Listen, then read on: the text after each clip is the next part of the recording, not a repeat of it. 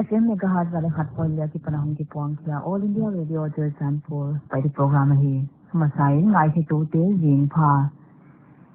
tu ni le ni som ni kum sang ni de som ni ngani jing sang da gu le ni som ni jing to ki tua kin pai program na sia ka hi ta a tu ni in pathian phalala yang jak muanga ki panin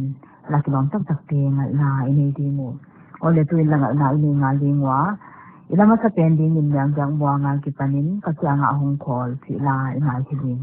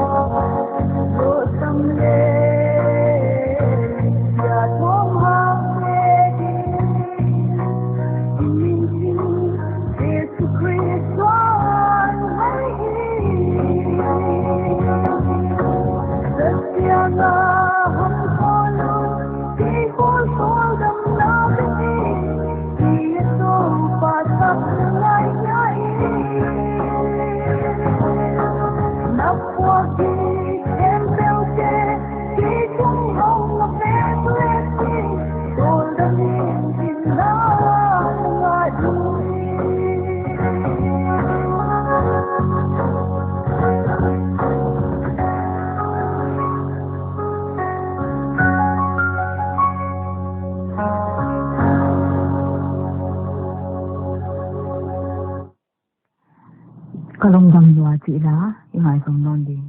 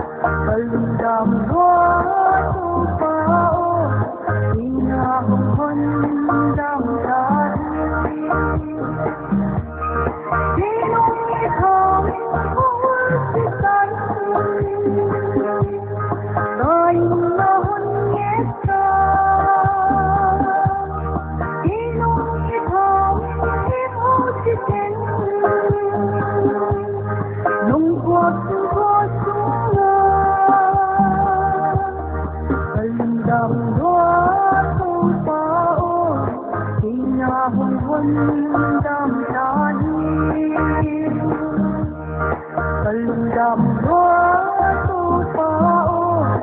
ina hong hon dam ta di mo na hong mo tu pa lu ko na hong ko inong ni pong mo tu pa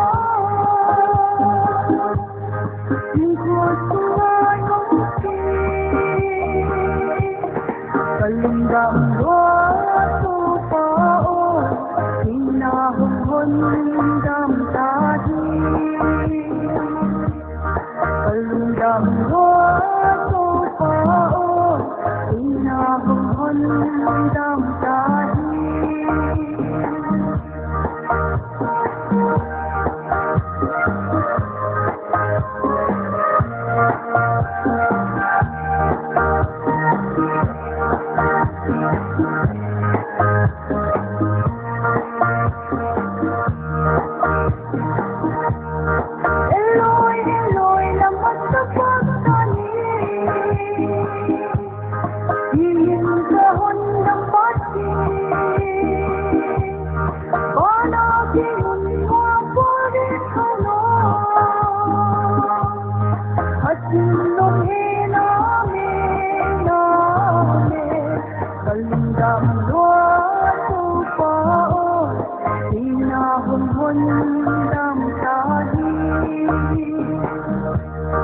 kalundam hoa tu pao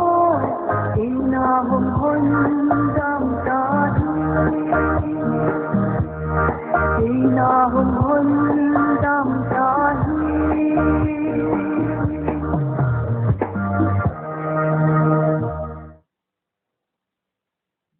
là vậy này hình vòng mòn điện hóa sai về sủi mà làm đắng chị nhàng rằng mọi người để cái tâm lại ngoài cái đi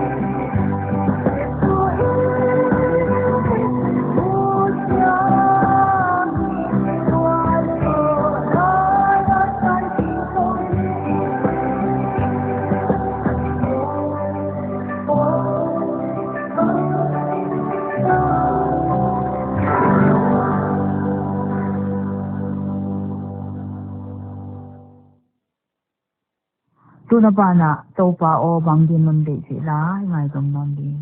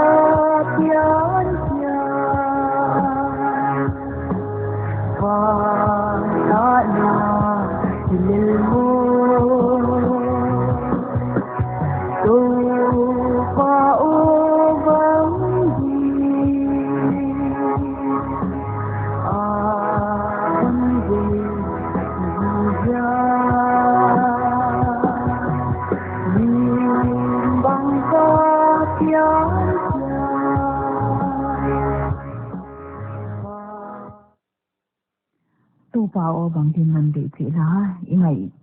u to ki kanin to jinga di ngai hun se o data all India radio jo sanpol jing changin a hun ne jing sang da guk lemit son ni in pede program ngai na ni non dingwa wai huna ngai byak ching a ki kanin la twa leng ngai no phai tak tak ti ngai na a om ding tu in da guk lemit son di a hong din to ki kanin e hun o data a mun si a program ngai ki tu te na se kun om wan le hun kan wan